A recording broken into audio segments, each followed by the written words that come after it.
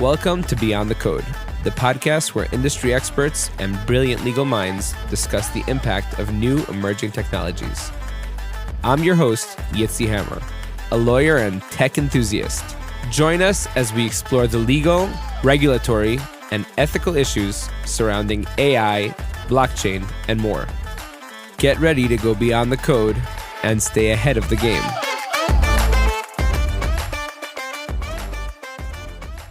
Welcome back to another episode of Beyond the Code. This is our 12th episode, and I'm truly grateful to have the one and only Hillel Fuld on today. Welcome, Hillel. Thank you, sir. I think for most people who are listening to this, you need no introduction.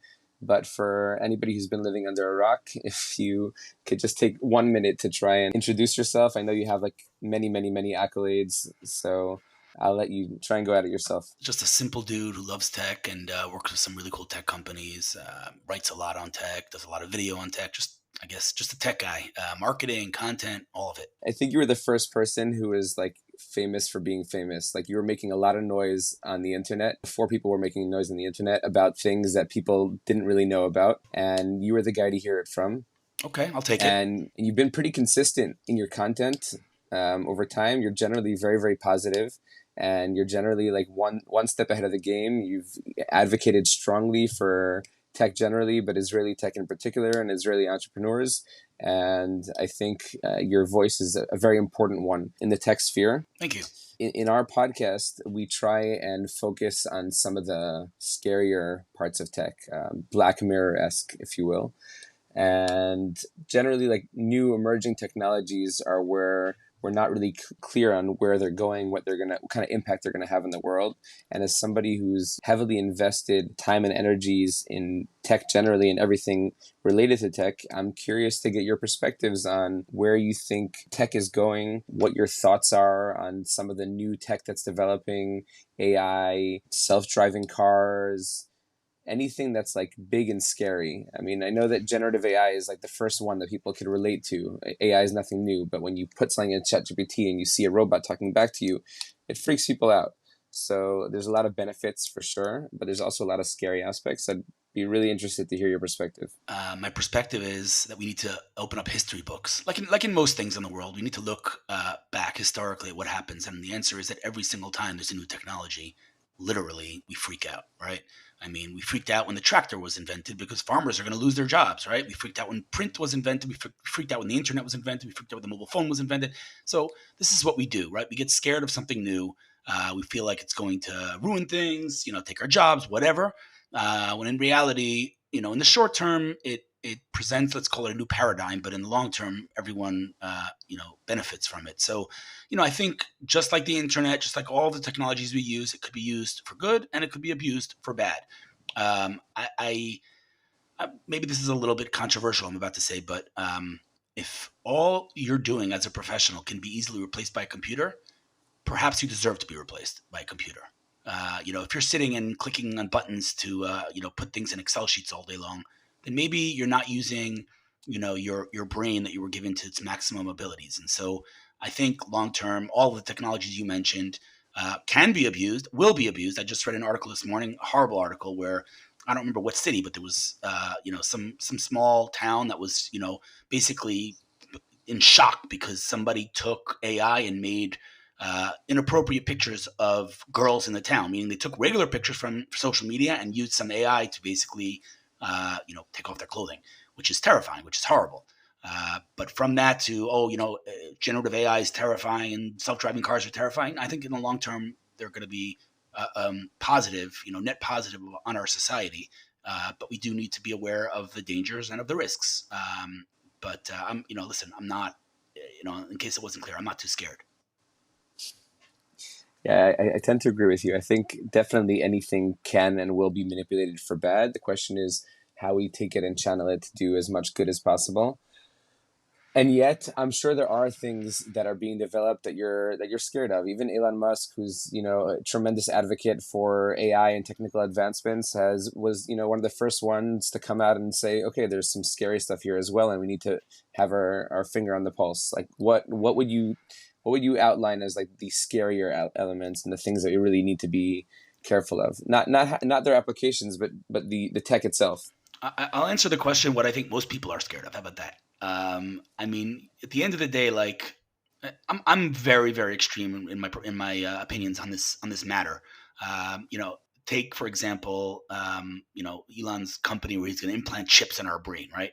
It's like, oh my god, implant chips in our brain. First of all, no one's forcing you. No, you don't have to do it if you don't want to. That's number one. Number two, I again, full disclaimer, I'm very much aware that what I'm about to say is like, what the hell's wrong with you?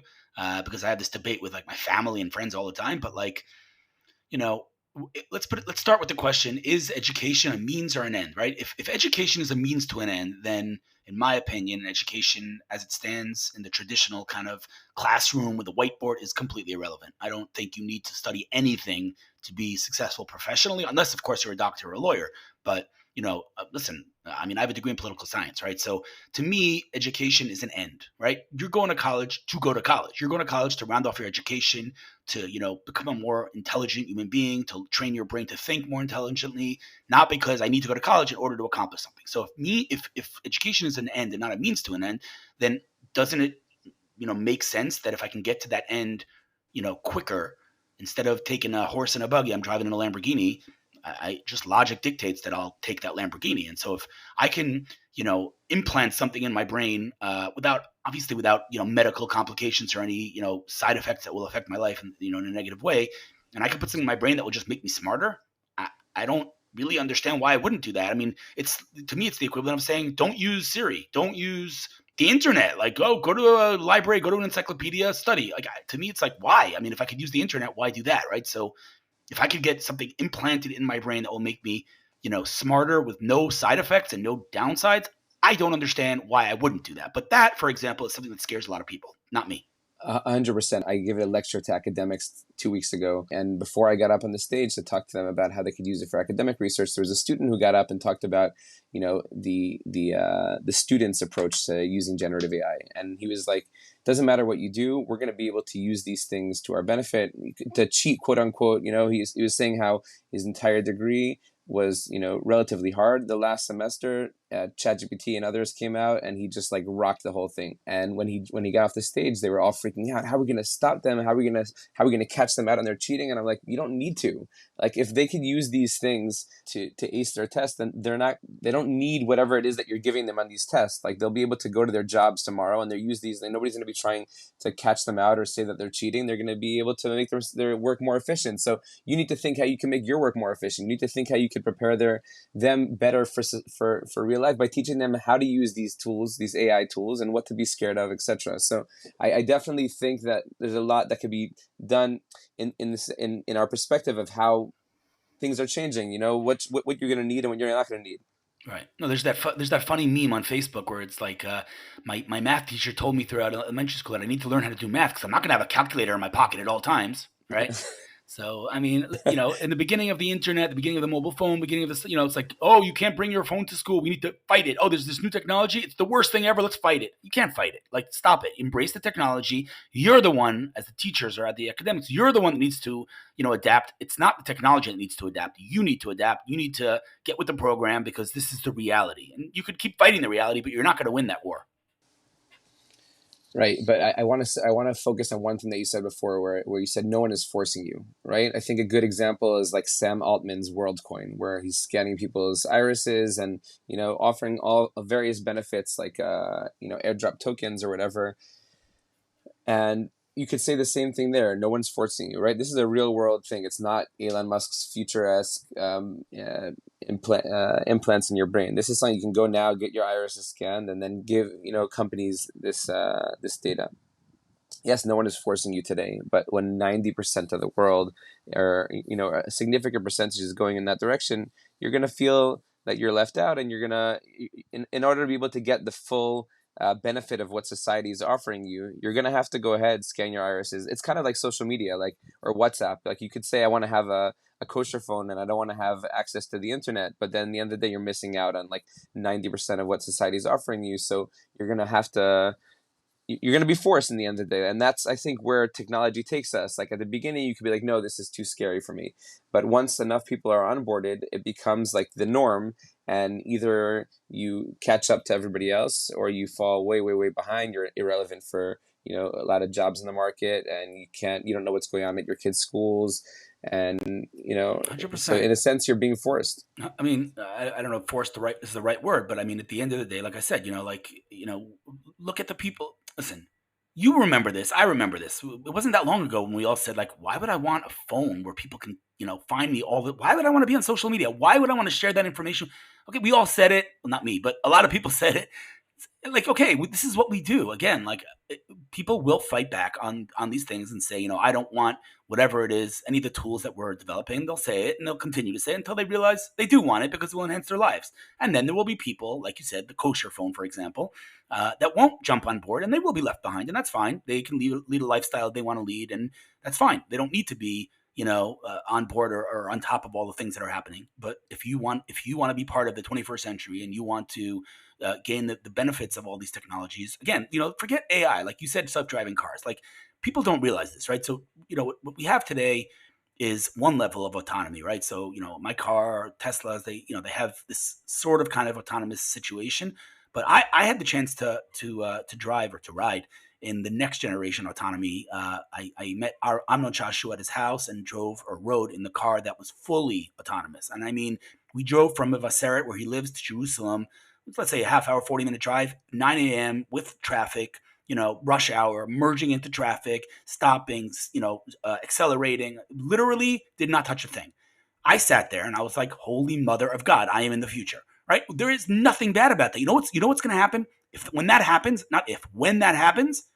car crashes will be cut in, not a quarter, a millionth of what it is Magnitudes. today. Right Yeah. now, all of these car crashes and these people dying like flies is 90% human error, Human right? stupidity. Yeah. Right. So that's going to be gone from the world. How could you say that's a bad thing? So the people say, "Oh, but autonomous cars are killing people." Dude, autonomous cars, like, there have been situations, 1 in 1,000,000. That's why they make the news. Every day there are thousands of people dying on the roads. Like, come on, it's just numbers. And so, autonomous cars is a perfect example. People are going to be terrified. Oh my God, there's no driver. Yeah, there's no driver who's going to be drunk and run someone over. And it's true. It comes with, let's call it, philosophical.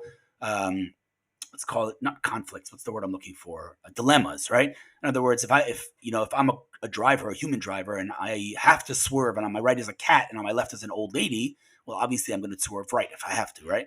A car and a computer, well, they don't know what to do. At least in the beginning, they can be trained to do that, right? But it does come with dilemmas. At the end of the day, like I said, it's net positive in my opinion. I don't think there's any doubt about that. So, are there any companies that you're advising now that you would say are like leading the forefront of this type of tech, Yeah, I mean, without naming names, because I or not necessarily advising, just that you have that you've paid yeah. attention to? Yeah. I mean, listen, there's the whole, let's call it, immersive reality world, VR, MR, or VR, AR, MR. So virtual reality, augmented reality, and mixed reality. VR, as everyone knows, is you put this thing on your head and you're in another world. AR is you wear glasses or whatever it is, and you see the world with another reality augmented on top of it. To me, the most exciting thing, and the one that gets the least press, let's call it, is mixed reality. The leader in that kind of space is Magic Leap. And it's mind bending. There's no other way to describe it. I mean, I'm literally interacting with virtual characters. Like, how does that work? What's mixed reality? Like, how is that different than augmented reality? Because you can no longer differentiate between what's real and what's not real. So I went into a room. They put this Magic Leap glasses on me, and they said, "All right, go over to that table and lay down dominoes." And I put dominoes on the table, and they said, "All right, you knock over the dominoes." And I knocked down the dominoes. And then they said, "Take off your glasses." And I take off my glasses, and there's no table. It's like, what the heck just happened?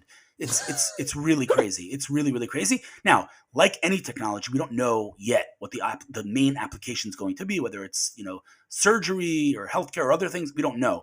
But as a technology, mixed reality to me is incredibly exciting. That's kind of one thing. The second thing I would say also doesn't get enough press is drone technology, right? We know everyone has drones. It's cute, whatever, but we don't realize, at least I don't think most people realize, what a drone is. A drone is literally a supercomputer that fits in the palm of your hand, that has 19 GPS satellites connected to it from space at any given moment, with obstacle avoidance sensors in all four directions, able to fly 50 miles an hour, record in 4K or even higher.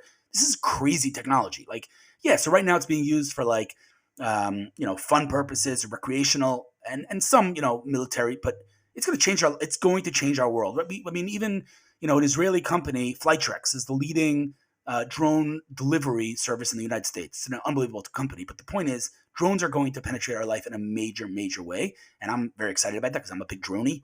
And the other thing that I think is really, really exciting, and it's mind-boggling. This hasn't happened yet. Do you understand how primitive it is that in 2023 we're still using a mouse?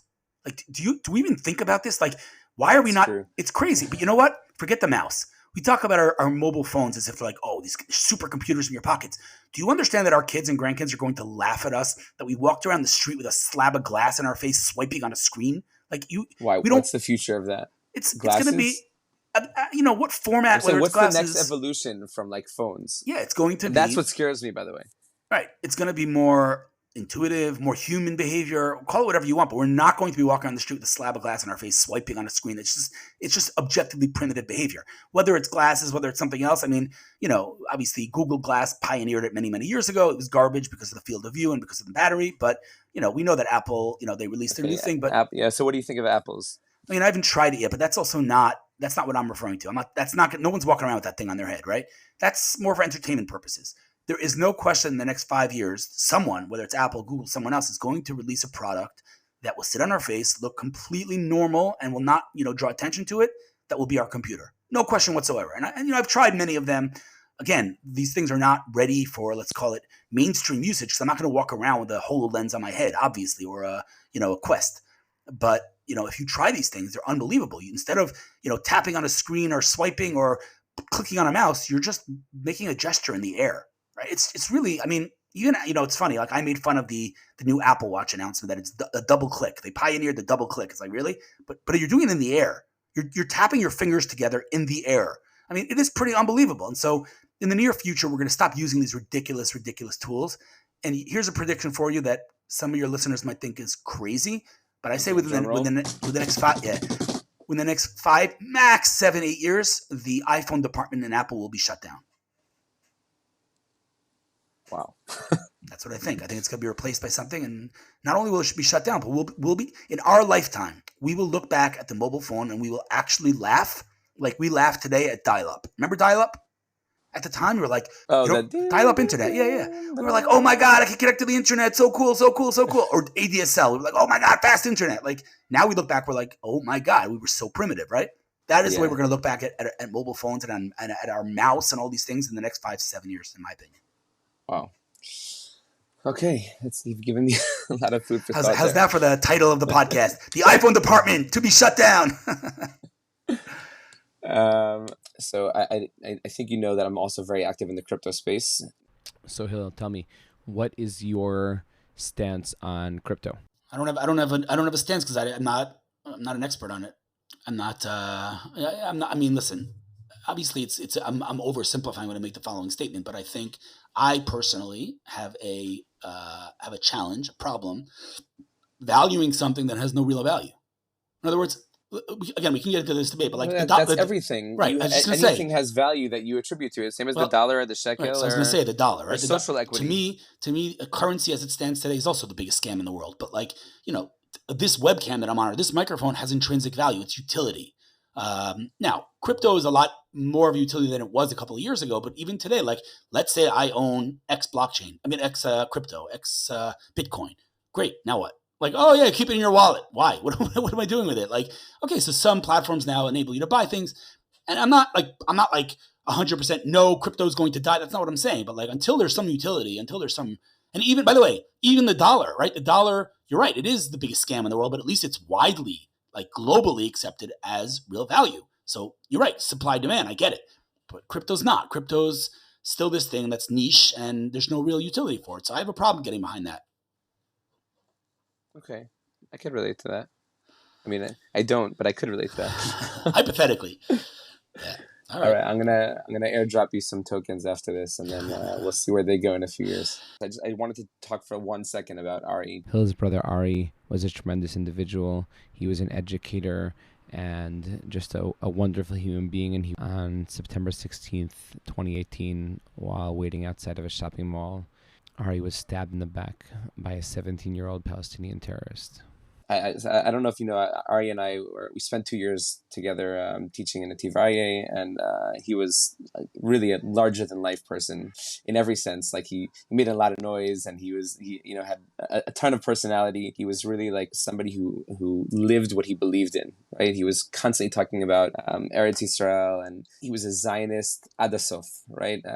He's coined the line of Zion. He really, really, really, really was. So number one, I just want to give you and your family my condolences. I know he was an incredible person, and I think there's so much that we could all continue to learn from him in his legacy that he left.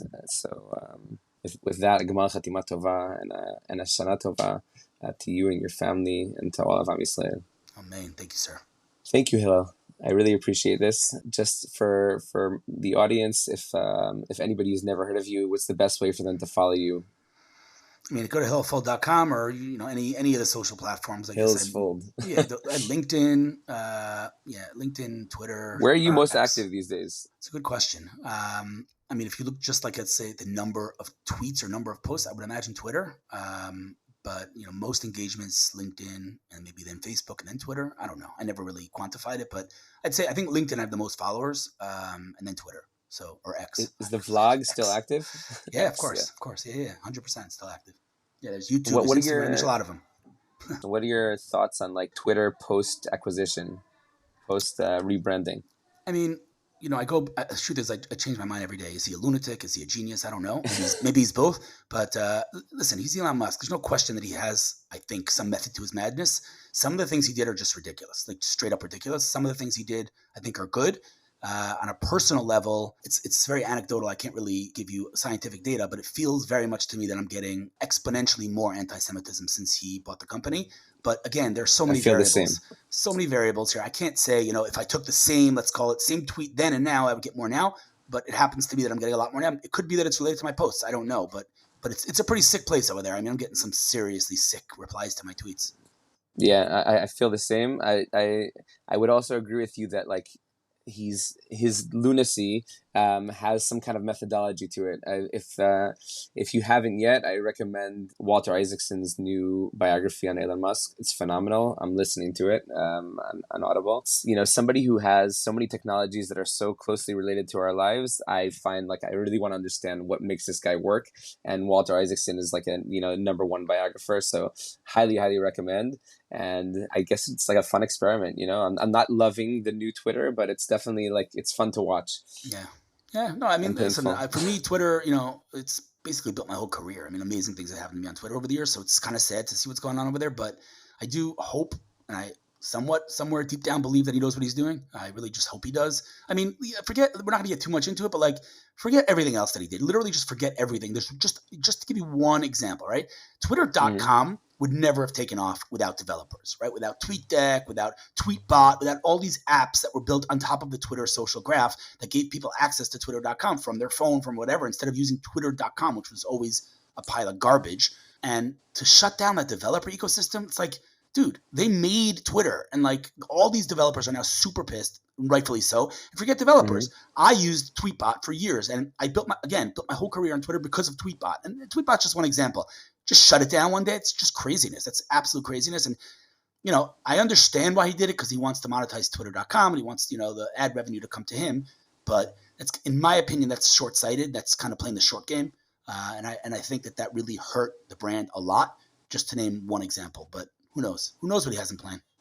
Yeah, I saw you tweeted that you got like your first payout from Twitter. Yeah. How did that feel? It's cool, right? Yeah, I mean, so I was told that you have to have a certain minimum number of impressions to even get monetization, kind of that option on Twitter, and I was kind of excited that I did get it.